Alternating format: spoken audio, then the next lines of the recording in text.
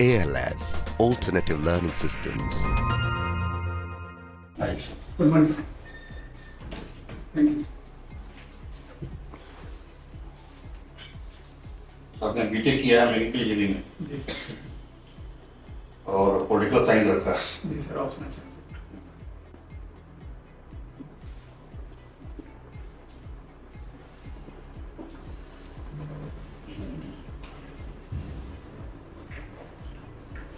ये चिमटा देखे हैं?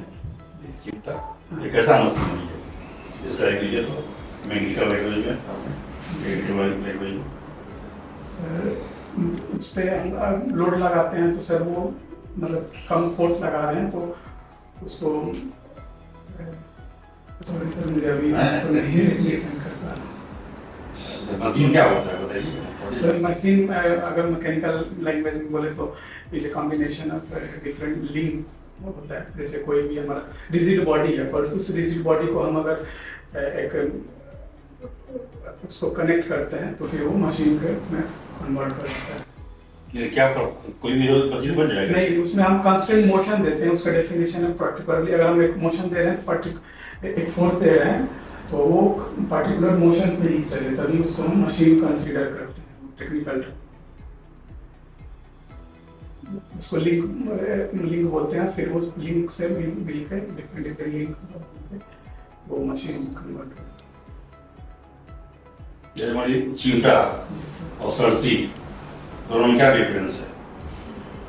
सर चिमटा भी पकड़ते हैं, सरसी से पकड़ते हैं। जी पकड़ सर वो एक है कि जो सरसी हम मुझे जहाँ तक समझ में आ रहा है कि उसमें लिंक वो उसमें एक हिंज पॉइंट बीच में होता है और दोनों ही मतलब फोर्स को हमारा एम्प्लीफाई कर देता है। हम मिनिमम फोर्स लगा रहे हैं तो वहाँ पे वो कन्वर्ट होकर मैक्सिमम फोर्स में कन्वर्ट करके हम उसको कर रहे हैं। चिमटा भी सर एक जॉइंट हो रखा है इस वजह से तो उसको पकड़ने के लिए। डिफरेंस बताइए ना, डिफरेंस बताइए। डिफरेंस मुझे टेक्निकली नहीं है समझ। हम इंजीनियर अपना जी सर। तो अपने टेक्निकल सब्जेक्ट को भी ऐसा पढ़िए कि डे टू डे लैंग्वेज में उसका यूज हो सके। जिसको कहते हैं लाइवली इंटरेस्ट। जी सर। आपने पढ़ा तो है ठीक है, एग्जाम्पल नहीं पास कर गए, लेकिन लाइवली इंटरेस्ट आपको नहीं है उसमें। सर अभी इधर कुछ मतलब उसके बारे में मतलब देखा नहीं। उसमें पढ़ने की जरूरत नहीं है कि आपको तो इंटरेस्ट अंदर से होना चाहिए ना, है ना? जी सर। अच्छा, कोई रिसेंट अचीवमेंट इंडिया का है स्पोर्ट्स फील्ड में अभी हाल में? जी सर, एक तो स्पोर्ट्स में हमारे जो पैरा ओलंपिक्स में और ओलंपिक्स में पार्टिसिपेट किए सारे स्पोर्ट्समैन तो काफ़ी अच्छा परफॉर्मेंस रहा है पैरा ओलंपिक्स में स्पेसिफिकली कहा जाए तो। और दूसरा एक चेस ओलंपियाड में हमारे जो मेल और फीमेल दोनों लोग गोल्ड मेडल लेकर आए। किस ओलंपियाड में? चेस ओलंपियाड में गोल्ड मेडल। क्या अचीवमेंट रहा, कैसा अचीवमेंट रहा? गोल्ड मेडल दोनों मतलब मेल कैटेगरी और फीमेल कैटेगरी दोनों में गोल्ड मेडल। ये ओपन एंड वुमेन्स, जी सर। है ना? जी कुछ खास स्पेशल इसमें अचीवमेंट जो पहले कभी नहीं हुआ हो? सर चेस में हम्म? दोनों मेल और मुझे जहाँ तक याद आ रहा है मेल और दोनों फीमेल दोनों लोग साथ में जब एक साथ गोल्ड मेडल जीते हैं। हाँ, साथ साथ कहीं ऐसा पहले कभी नहीं हुआ, पहले नहीं हुआ। पहली बार हुआ, जी सर। है ना? और कोई अचीवमेंट इसके अलावा, चेस के अलावा? स्पोर्ट्स में सर हम्म? अभी तो सर मुझे याद नहीं आ रहा है। रिसेंट में ना सर, रिसेंट, हाँ। रिसेंट में अभी मुझे मेरे लिए याद आ रहा है ओलंपिक का और एक हॉकी में भी एक हुआ है, हॉकी में उसको देखने का। है ना? एशियन चैंपियनशिप में हुआ है ना, हाँ, अभी हाल में हुआ है, चाइना से जो जीता है हॉकी टीम। जी सर। ये सब टॉपिक आप करंट में आ जाएगा ना, करंट में। इसलिए हमेशा अपडेट होते रहिए सब चीजें। ठीक सर। राइट। पॉलिटिकल थिंकर के बारे में आपने सुना होगा कभी? जी सर।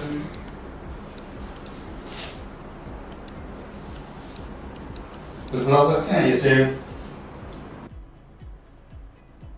हीगल के बारे में कुछ बता सकते हैं?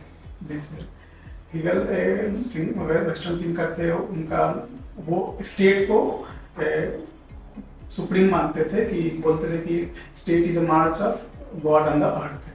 वो एज ए स्टेट को हमें सुप्रीम हीगल और मार्क्स में कोई डिफरेंस बता सकते हैं जी सर। थॉट में? जी सर, जैसे हीगल ने तो स्टेट को बोला कि स्टेट इज सुप्रीम है, और जो हमारे मार्क्स बोल रहे हैं कि जो स्टेट ही है वो एक बुर्जुआ एंटिटी है, जो कि एक्सप्लॉइट करता है आपके जो हमारे वर्कर्स हैं और जो फार्मर्स है, पीजेंट्स हैं, उनको एक्सप्लॉइटेशंस का, और उसको मतलब कैपिटलिस्ट का एक एंटिटी मानते हैं। तो स्टेट को वो हीगल की तरह से नहीं देखते हैं, एज ए एक्सप्लॉइटेटर देखते हैं वो स्टेट को, मार्क्स जो देखते हैं। मार्क्स ने हीगल के बारे में क्या कमेंट किया था? कुछ खास कमेंट किया था क्या? खास कमेंट मतलब उनके जो कुछ थॉट थे, उन्होंने जैसे हीगल ने हिस्टोरिकल मटेरियलिज्म का कॉन्सेप्ट दिया था, तो इन्होंने जो उसी के बेसिस पे इन्होंने भी डिराइव किया कि मतलब जो भी हिस्ट्री जो मूव करती है वो एक मटेरियलिस्टिक डिटर्मिनिज्म के थ्रू उनके कॉन्सेप्ट को आगे मतलब उनको आगे बढ़ाया था मार्क्स ने। जब मार्क्स और गांधी में कुछ सिमिलरिटी है? जी सर, दोनों लीडर्स जो हैं वो एक तो डाउन ट्रोडन के लिए काम करते हैं, लेकिन दोनों महात्मा गांधी जी का जो मेथड है अचीवमेंट करने का, जो एंड का, वो है कि पीसफुल मेथड हो, सबकी प्रोटेक्शंस हो, सबके लिए राइट्स हो, जस्टिस हो। लेकिन जो मार्क्स करते हैं वो वायलेंट मेथड अपनाते हैं, और दोनों को कहा जाता है कि दोनों एनार्किस्ट थे। वो सर ये सिमिलरिटी और डिफरेंसेस कह सकते हैं। जैसे कि उनका मार्क्स जो हमारे है कि वो बोलते हैं कि there is no birth without blood, ऐसे रिवॉल्यूशनरी उनका थॉट रहता है, एक्सट्रीम मेथड अपनाते हैं। और महात्मा गांधी जी हैं कि अपना पीसफुल मेथड से चीज़ों को चेंज करने की कोशिश करते हैं और अपना थिंकिंग रखते हैं।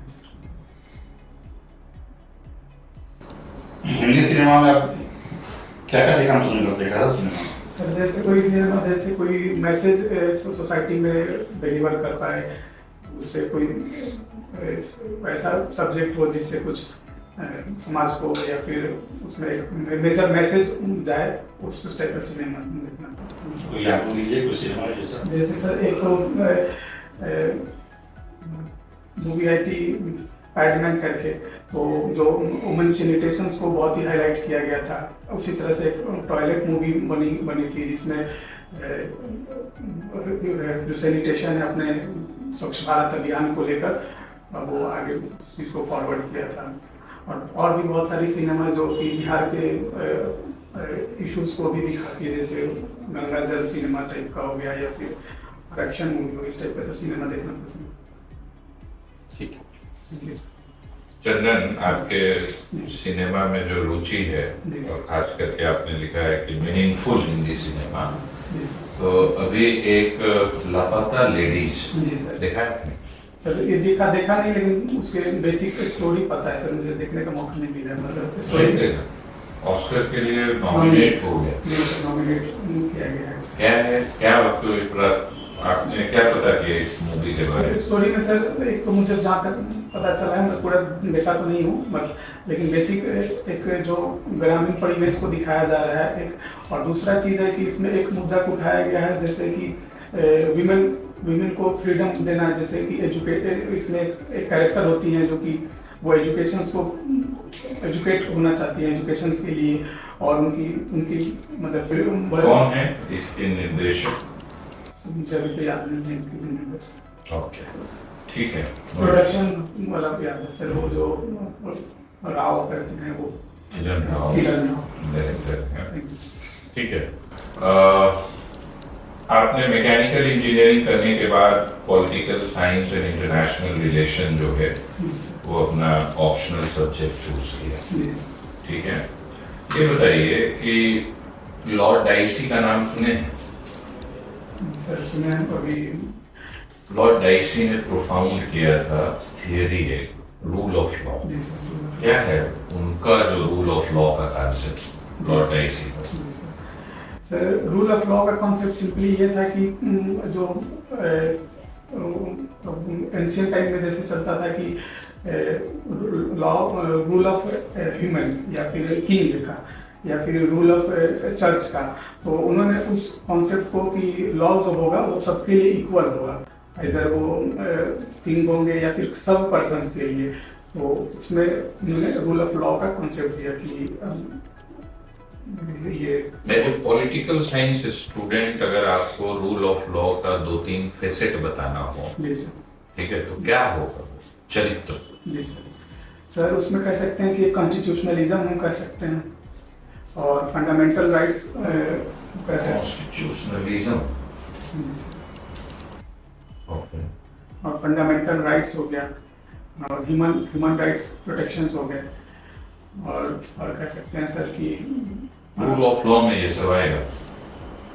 मुझे जहाँ तक समझ आ रहा है कि आया है रूल ऑफ लॉ का मतलब है कि absence of arbitrary power, supremacy of law and equality before law. 3 bar arbitrary power नहीं होगा किसी के पास, लॉ का सुप्रीमेसी होगा, और केवल लॉ का सुप्रीमेसी नहीं होगा बल्कि इक्वालिटी बिफोर लॉ होगा, everybody is equal in the eyes of law, तब वो रूल ऑफ लॉ। यस, एक आपने अनुच्छेद 21 पढ़ा है, तो एक एक्सप्रेशन है procedure established by law and दूसरा है ड्यू प्रोसेस ऑफ लॉ। विधि की स्थापित प्रक्रिया और विधि की सम्यक प्रक्रिया, ठीक है, क्या है सर? एक तो हम हमने जो कॉन्स्टिट्यूशन में बोरो किया है प्रोसीजर एस्टैब्लिश्ड बाय लॉ, वो जापानीज से लिया है, और generally due process of law जो होता है अमेरिकन कॉन्स्टिट्यूशन फॉलो करता है। तो प्रोसीजर एस्टैब्लिश्ड बाय लॉ क्या उसका स्रोत जापानीज कॉन्स्टिट्यूशन? जी सर, नहीं, मुझे जहाँ तक याद आ रहा है British system. Sir okay, no issues. क्या है अंतर है? ड्यू प्रोसेस ऑफ लॉ है कि हम कोई भी लॉ अगर लेजिस्लेचर बनाती है, एग्जीक्यूटिव अगर उसको एग्जीक्यूट करती है, तो हम उसको रीजनेबलनेस को हम चेक करेंगे, और अगर वो आर्बिट्री होगी या फिर कॉन्स्टिट्यूशंस के कंट्राडिक्ट करेगी तो सुप्रीम कोर्ट उसको नल एंड वाइड करेगी, जो कि प्रोटेक्शन करती है हमारे कॉन्स्टिट्यूशंस को। और प्रोसीजर एस्टैब्लिश्ड बाय लॉ है कि वो सिंपली उसके जो भी अगर वो प्रोसीजर प्रॉपर फॉलो किया गया है कि लेजिस्लेचर ने उसको लॉ को उसकी रीजनेबलनेस को चेक नहीं करेगी उसको, और वो अगर प्रॉपर प्रोसीजर फॉलो किया गया है और राइट्स को अगर ले भी रहा है अगर स्टेट या फिर अगर कोई एग्जीक्यूटिव, तो उसको नल एंड वाइड नहीं करेगी। अगर उसको आपका सर्विस प्रेफरेंस क्या है? सर्विस प्रेफरेंस मैंने BS पहले भरा है, बिहार पुलिस सर्विस और फिर फाइनेंशियल सर्विस।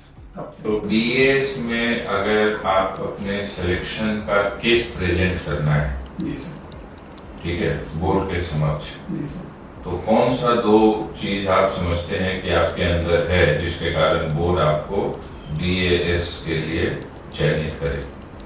जी सर, एक तो है कि मैं इमोशनली इंटेलिजेंस हूँ, जो कि एडमिनिस्ट्रेशन में बहुत ही इम्पोर्टेंट रोल प्ले करेगा, और एक सिंपैथेटिक मैं हूँ कि जो भी केस होगा किसी भी मुद्दा को मैं एक सिंपैथेटिक और एम्पैथेटिक वे में देखता हूँ, जो कि एक एडमिनिस्ट्रेशन के लिए बहुत ही ज़रूरी है हमारे गवर्नेंस सिस्टम में करने के लिए।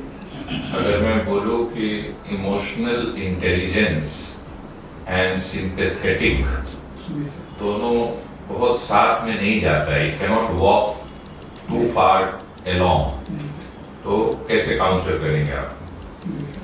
जनरली सर ये एक बिहेवियर है, और उसमें मुझे लगता है कि सर ये बहुत ही क्लोज रिलेशन कह सकते हैं, और अपने आप को बैलेंस करना है हमें सिचुएशंस के अकॉर्डिंग। तो सर मुझे लगता है कि इस टाइप से दोनों को बैलेंस किया जा सकता है। अगर कोई एग्जांपल के थ्रू दे सकते हैं कि कोई अगर एक सिचुएशन जिसमें आप सिंपैथेटिक भी हैं और आप अपने सो कॉल्ड इमोशनल इंटेलिजेंस का भी यूज कर रहे हैं? सर मुझे हाइपोथेटिकल सिचुएशन लेना पड़े, तो जैसे कि अगर मैं जिस ओहदे पे हूँ, अगर कोई स्कीम के लिए अगर कोई बुजुर्ग आती हैं और उनके पास अगर बेसिक डॉक्यूमेंट्स नहीं है जिनको लिए मैं उनको नहीं दे पा रहा हूँ, तो सर उसमें मैं क्या करूँगा कि मेरी अथॉरिटी में उनको मैं तो डायरेक्टली दे नहीं सकता हूँ रूल के अकॉर्डिंग, बट लेकिन जो उनके बेसिक रिक्वायरमेंट है उसके लिए मैं सिंपैथेटिक हूँ उनके लिए कि उनको वो सर्विस जो भी उनके रिक्वायरमेंट है, जैसे कि वृद्धा पेंशन या फिर और भी अगर आवास वगैरह है तो उनके लिए बेसिक डॉक्यूमेंट्स दोनों प्रोवाइड करवाऊँ उसको स्पीडी मैनर में, और उनको सर वो चीज़ें उनको जल्दी से जल्दी दिला पाऊँ। तो सर मुझे लगता है कि ठीक है। Thank you sir. चंदन, अभी आपने बोला कि मार्क्स भी अनार्किस्ट है, गांधी भी अनार्किस्ट है, जी सर। दोनों के बीच में क्या डिफरेंस है? जी सर। जो हमारे महात्मा गांधी जी का अनार्किस्ट इसलिए बोला जाता है कि वो चाहते थे, उनका थॉट था कि स्टेट रूल ना करे, सारे लोग अपने फ्रीडम और सबके पास रीजनिंग है तो वो खुद ही गवर्न करे, और बेसिक उनका कॉन्सेप्ट था कि विलेज रिपब्लिक का कॉन्सेप्ट थे कि सब लोग खुद को गवर्न करें। और जो मार्क्स चाहते थे वो एक आइडियोलॉजी पे बेस्ड था उनका कि कैपिटलिज्म जो है वो टोटली एक्सप्लॉइटेटिव है और कम्युनिज्म लाना चाहते थे। तो सर वो अनार्किस्ट इस सेंस में थे कि वो रूल चाहते थे कि कैपिटलिस्ट के रूल हटाकर कम्युनिज्म रूल करे, मासेज रूल करे। तो सर मुझे लगता है कि ये डिफरेंस कर सकता है। गांधी जी ने अपना पहला सत्याग्रह चंपारण से शुरू किया था, जी सर। मोतिहारी में। जी वो गए थे मोतिहारी में, बहुत फेमस ब्रिटिश साहित्यकार का जन्म हुआ है, जी सर। नाम पता है? जी सर, जॉर्ज ऑरवेल का। उनका कोई बुक? जी सर, एक 1984 करके है। क्या है उसका प्लॉट, किस चीज के बारे में है वो? सर प्लॉट उसका मुझे नहीं पता है, और एक बुक है एनिमल फार्म करके, तो वो एनिमल फार्म वाला मुझे भी थोड़ा बहुत पता है, डिटेल नहीं मैंने पढ़ा कभी बुक को, लेकिन बेसिक उसका है कि वो एक सैटिरिकल है जो कि स्टेट को और राइट्स को बताता है कि उसमें प्रोटेक्शन। अभी लेबनान में कुछ घटनाएं हुई हैं, जी सर। क्या हुआ है? वो सर हिजबुल्लाह के जो इजराइल हिजबुल्लाह के अलग अलग ठिकानों पे अटैक कर रहे थे, वो लोग भी कर रहे थे, जिसमें हिजबुल्लाह के एक बहुत बड़े लीडर क्या नाम है उनका? नरसल्ला करके कुछ नाम है सर, पूरा नाम मैं नहीं कलेक्ट कर पा रहा। तो इजराइल दो फ्रंट पे वॉर कर रहा है। जी सर। आपके नजर में क्या लगता है, वो इजराइल का ये दो फ्रंट पे वॉर करना सही है, और जो फिलिस्तीन में कर रहा है गाजा पट्टी में जी सर। जो मानवीय आपदा आई है, उसके बारे में आप क्या सोचते हैं इजराइल के पर्सपेक्टिव से, या दोनों पर्सपेक्टिव से आप बोलेंगे? सर एक तो इजराइल का अपना पर्सपेक्टिव है कि वो अपनी मतलब अपने नेशनल इंटरेस्ट को प्रोटेक्ट कर रहा है, अपनी टेरिटरी, अपने पीपल्स को राइट्स को प्रोटेक्ट करना चाह रहा है, और ये दोनों जो ऑर्गेनाइजेशन है, दोनों फ्रंट है, वो जनरली उनके हिसाब से ये टेररिस्ट ऑर्गेनाइजेशन मानता है, और वो अननेसेसरी इनके ऊपर अटैक कर रहे हैं और किलिंग कर रहे हैं। जैसे हमास ने इनके लोगों को पिछले साल 1 साल हो गए, उन्होंने इनके कुछ लोगों को बंधक बना लिया था, तब से वॉर अगेन से स्टार्ट हो गया है। तो सर ये मुझे लगता है कि इजराइल को अपने लोगों को प्रोटेक्शंस करने के लिए, और ये जो ऑर्गेनाइजेशन है वो बैक्ड बाय द ईरान है, जो कि कहीं ना कहीं इजराइल के स्टेबिलिटी को चैलेंज करता है, उनकी अथॉरिटी को चैलेंज कर रहा है। तो सर आपको नहीं लगता कि गाजा पट्टी में मानवीय आपदा आई हुई है, इजराइल के कारण लाखों लोग मारे गए हैं और ऊपरी के कगार पे है, तो इजराइल अपने नेशनल इंटरेस्ट को बचाने के लिए एक बड़ा आपदा खड़ा किया है? जी बिल्कुल सर, इसमें कह सकते हैं कि एक वो मानवीय आपदा बिल्कुल वो क्रिएट किया हुआ है कि वॉर तो किसी के लिए भी, जैसा अपना कंट्री का हमेशा अपने प्राइम मिनिस्टर ही बोलते हैं कि this is not the era of war, तो हमारा पर्सपेक्टिव यही है कि वॉर किसी के लिए फायदेमंद नहीं होता है, और वो भी इस टाइम में वो एक तरह से माइग्रेशंस हो रहे हैं और बहुत सारे किलिंग किया है, तो बिल्कुल ही वॉर किसी के लिए मुझे लगता है कि फायदेमंद नहीं है। तो उनका मतलब उससे बात करना चाहिए। पॉलिटिकल साइंस ऑप्शनल है, एक थ्योरी है सोशल कॉन्ट्रैक्ट थ्योरी, क्या है? सोशल कॉन्ट्रैक्ट थ्योरी क्या है कि सर जब स्टेट का फॉर्मेशन कैसे होता है, सोसाइटी कैसे फॉर्म होती है, उसको डिफाइन करने के लिए सोशल कॉन्ट्रैक्ट आता है कि जब नेचर जब कुछ मतलब जब हम एंशिएंट टाइम में थे तो स्टेट ऑफ नेचर में थे, जब किसी का कंट्रोल नहीं था और सब लोग फ्री थे। फिर हमने स्टेट को और सोसाइटी को फॉर्मेशंस करने के लिए कुछ राइट्स हमने स्टेट को दिए कि वो प्रोटेक्ट करे। फिर रूल्स बनाए, वो रूल्स सोसाइटी को एक सिविलाइज मैनर में चलने के लिए क्रिएट किया गया। तो उसी को सर स्टेट कॉन्ट्रैक्ट थ्योरी बोलते हैं। ठीक है, ये लास्ट क्वेश्चन है, आप अपने पक्ष और अपने ही विरोध में तर्क दीजिए कि आपको क्यों चुना जाना चाहिए सिविल सर्वेंट और क्यों नहीं चुना जाना चाहिए। सर पक्ष में तो दे सकते हैं, विपक्ष में सर तो मैं चाहूंगा कि मेरा सिलेक्शन हो, क्योंकि कोई तर्क आपका कोई तो वीकनेस होगा जिसके कारण आप नहीं चुने जाने चाहिए। बिल्कुल सर, इंसान में वीकनेस होता है, तो मुझे भी है, लेकिन मैं चाहूंगा कि फिर भी मेरा सिलेक्शन हो उस चीज़ को, क्योंकि मेरे में पॉजिटिव ज़्यादा है चीज़ें और नेगेटिव है जिसमें मैं काम कर मतलब उसको ठीक करने के लिए कोशिश कर सकता हूँ। तो सर पॉजिटिव में है कि मैं एक डिटर्मिन्ड हूँ। वो तो मैं सुना, मेरा क्वेश्चन है कि तर्क और उसके विपक्ष दोनों की बातें रखनी है कि क्यों नहीं, आपसे बेहतर कोई और भी एस्पिरेंट हो सकते हैं, तो उनको चुना जाना चाहिए, आपको नहीं चुना जाना चाहिए, कुछ ऐसा तर्क है आपके पास?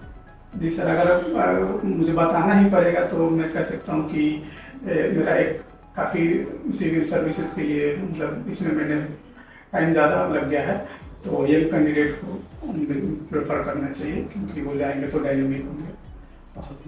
Thank you sir. कैसा रहा आपका अनुभव और आपका स्वयं का मूल्यांकन? सर ठीक लग रहा है, मतलब ठीक इन द सेंस कि मतलब और काम करने जैसे सर ने इंजीनियरिंग वाला में थोड़ा सा बेसिक चीज नहीं जैसे पूछा जाता था बोर्ड में, सर तो मेंबर रहे हैं तो मुझे कॉमन चीज के बारे में पूछा जाता है। आपका जैसे सब्जेक्ट में पॉलिटिकल साइंस में जो व्यवहारिक क्वेश्चन जो है उसमें आप रिस्पॉन्स दे रहे हैं, अच्छा लग रहा है, ठीक है सर। बट मैकेनिकल इंजीनियरिंग में जो अप्लाइड है डे टू डे लाइफ में, मैकेनिकल इंजीनियरिंग जो एक मैकेनिकल इंजीनियर का कम से कम एप्टीट्यूड होना चाहिए, वो भी रिफ्लेक्ट होना चाहिए आंसर से, वो नहीं कर रहे हैं, नहीं हो रहा है, ठीक है नहीं। और उसके पीछे कारण क्या है कि it has gone deep into your head कि मैं बहुत दिन पहले से मैकेनिकल इंजीनियरिंग पढ़ा नहीं, पढ़ कर कोई ऐसा प्रश्न नहीं पूछा गया जो कि जिसको कि पढ़ के जवाब देना है। पढ़ा हुआ आदमी सोच के जवाब दे सकता है, अगर सब्जेक्ट में इंटरेस्ट रहा है तो वो रिफ्लेक्ट होगा, कोशिश हो सकता है। सरसी और चिमटा अगर इमेजिन भी करोगे ना उस समय, ठीक है, हम लोग मैकेनिकल इंजीनियरिंग नहीं, अगर आपको क्वेश्चन क्यूरियोसिटी जनरेट कर रहा है, ठीक है, तो आंसर आएगा। तुम्हारा बेस्ट पार्ट है कि पॉलिटिकल साइंस या बाकी जनरल नेचर में जो डिस्कशन हुआ उसमें आप कैलिब्रेटेड रिस्पॉन्स दे रहे हो। कैलिब्रेटेड मतलब सोचा समझा और आप उसको ओन अप कर रहे हो, ठीक है, कैजुअलनेस नहीं है तुम्हारे रिस्पॉन्स में, अनस्ट्रक्चर्ड नहीं है, राइट। लेकिन वो चीज मुझे नहीं दिखा मैकेनिकल के अप्लाइड वाले। ऐसा कोई थियरी पूछ दिया नहीं याद है, ठीक है, कोई फॉर्मूला पूछ दिया कोई वो, लेकिन अगर चिमटा सरसी का जो वो कैसे है ऑपरेट करता है, उसमें क्या है एलिमेंट जो उसको मशीन बनाता है, टूल बनाता है, वो बताना चाहिए, ठीक है, नंबर 1। तो एक आपको रूपांतरण चाहिए, ये कन्वर्सेशन को खत्म करो जितना कर सकते हो बचे हुए दिन में, पर उसका तो कोई अंत नहीं है, ठीक है, लेकिन आपका एटीट्यूड होना चाहिए कि उस मोमेंट में, जैसे मैं पॉलिटिकल साइंस नहीं पढ़ रहे हो लेकिन अप्लाई कर रहे हो, ठीक है, पूछा गया कि बताओ कि क्या है procedure established by law and due process of law, apply करके पार्टिसिपेट कर रहे हो, अगर हम करेक्ट कर रहे हैं तो उस करेक्शन को भी समझ रहे हो, ठीक है, तो वही चीज आपको मैकेनिकल इंजीनियरिंग में आना चाहिए, नंबर 1। नंबर 2, आपका स्ट्रेंथ क्या है? Determination. You are a determined individual, ठीक है। There is difference between determination and rigidity, ठीक है। तो व्यक्ति को डिटर्मिन्ड होना है और रिजिड नहीं होना है, ठीक है। अब ये सिचुएशन बोर्ड में नहीं आना चाहिए कि आप रिजिड दिखने लगे। कब? कन्वर्सेशन में कि आप चाहते हो कि आपका सिलेक्शन हो, ठीक है। आपने एक बात कह दिया कि सर बोर्ड में अगर मुझे जो है ना, तो हम ये तो ज्यादा बेहतर तरीके से बता सकते हैं कि हमारा स्ट्रेंथ क्या है जिसके बेसिस पे हमें सेलेक्ट करना चाहिए। वीकनेस क्या है अभी सोचा नहीं, लेकिन अभी सोच के एक वीकनेस मुझे ये आ रहा है, ठीक है। तो that will tell us that you are determined but you are not rigid, confident but not arrogant. Confident होना है, एरोगेंट नहीं होना है, ओके। डिटरमिन्ड होना है, रिजिड नहीं होना है, ओके। रिजिडिटी सर कौन से किया उस पे आप सर बताएं। हाँ, वहीं शुरू किया था आपने। एक बार जैसे बोला, अच्छा बोला क्वालिटी, लेकिन जब बोर्ड में पर 2 बार 3 बार 4 बार तो एंड आप वही स्टैंड को होल्ड किए हुए, तो कन्वर्सेशन ब्लॉक हो रहे हैं। वो ब्लॉकेज कौन क्रिएट कर रहा है? आपके अंदर का रिजिडिटी, ओके। पहला जवाब से हमको लगा कि आप डिटर्मिन्ड इंडिविजुअल हो, ठीक है। लेकिन दूसरे लेवल पे जब आया, तीसरे लेवल पे आया, तो मुझे दिखने लगा कि आपके अंदर का जो डिटर्मिनेशन है वो रिजिडिटी के लेवल तक भी पहुंच सकता है, ठीक है। फिर कॉन्ट्रडिक्शन दिखने लगा, ठीक है, कि आप बोलते हो कि आप सेंसिटिव हो, आपने अपना क्वालिटी बताया ना, सेंसिटिव हो। सो जो सेंसिटिव एंड इमोशनल इंटेलिजेंट हो, तो इमोशनल इंटेलिजेंट आदमी कभी रिजिड नहीं होता है, ठीक है। तब वहां से मुझे लगा कि आप अपने को कॉन्ट्रडिक्ट भी कर दिए कि इमोशनल इंटेलिजेंस आपका क्वेश्चनेबल है, ठीक है, वो नहीं करना है, ठीक है। तो आपका स्ट्रेंथ जो मुझे लगा, कैलिब्रेटेड रिस्पॉन्स, बहुत अंदर में बोर्डरूम में आप सहज थे, स्माइल भी था, पार्टिसिपेटिव हो, रिस्पॉन्सिव हो, कैलिब्रेटेड रिस्पॉन्स है, सोच के बोलते हो, ठीक है। मैच्योरिटी रिफ्लेक्ट होता है आपके बात में, गहराई है, ठीक है, डेप्थ है, लेकिन रिजिडिटी नहीं आना है। और मैकेनिकल इंजीनियरिंग का व्यवहारिक पहलू and watching meaningful Hindi cinema में लापता लेडीज, स्त्री 2 या इस तरह का जो पिछले आए, मैंने 10 लापता लेडीज पूरे इंटरनेशनल ग्लोबल लेवल पे क्रिएट कर दिया एक बंच, क्योंकि इसमें जो है बहुत बड़ा मैसेज है, ओके। उसको बहुत वाइडली अप्रिशिएट किया गया है, बहुत मीनिंगफुल है। हो सकता है फर्स्ट टाइम हमें जो है फॉरेन फिल्म कैटेगरी में ऑस्कर मिल जाए इसको, ठीक है। तो थोड़ा ये सब देख के जाइए, ओके। बाकी अच्छा करो सर। पॉलिटिकल साइंस में fairly good, right, fairly good, अच्छा लगा, ठीक है। उसको बनाए रखो, कैलिब्रेटेड रिस्पांस। जैसे ये मेरा एज गैप बहुत ज्यादा हो गया सर। कोई बात नहीं, उसमें कोई नहीं है, केवल ये है, उसमें केवल आपका ये होना चाहिए कि ये जो आपका लाइफ एक्सपीरियंस है, गुड एक्सपीरियंस है। भले ही आपको इस पीरियड में, इस अवधि में सक्सेस एंड फेलियर्स मिला है, but it has not adversely impacted you, ठीक है। You are growing and developing as an individual. अभी जो बीपीएससी में स्टार्ट होता है, मतलब बायोडाटा तो बेसिक नहीं होता है, मतलब वहीं से कि ग्रेजुएशन आपने कब किया, यही से बातचीत करेंगे। हाँ, बीच में क्या हुआ कि क्यों छोड़ दिया, सब पूछेगा। हाँ, वही क्या कर रहे थे बीच में, लंबा गैप है, लंबा गैप, तो सर उसी उसको फिलअप करने के लिए आंसर कोई बना दीजिएगा, ठीक से क्या कर रहे थे तो सर जो कर रहे थे वही बता जैसे मतलब प्रिपरेशंस कर रहे थे, और बार बार मतलब मेरा ये बीपीएससी में 3rd इंटरव्यू होगा। और अरे मैंने प्रिपरेशन में भी आपको लर्निंग, आपका जो पॉलिटिकल साइंस इंटरनेशनल रिलेशन पढ़ने का मौका मिला ना, जी सर, ठीक है। वॉचिंग मीनिंगफुल हिंदी सिनेमा से आप इतने सारे जो है सामाजिक ये चीजों को समझा है ना, ठीक है। तो you are growing and developing as an individual, और इसमें रिजिड नहीं होना है कि हम फेल नहीं किए, फेल भी हुए हो, ओके, एक्सेप्ट करना है, ग्रो कर रहे हो, you are growing as an individual, you are committed to that and you are aware कि सक्सेस एंड फेलियर दोनों का बैग कैरी कर रहे हो, ठीक है।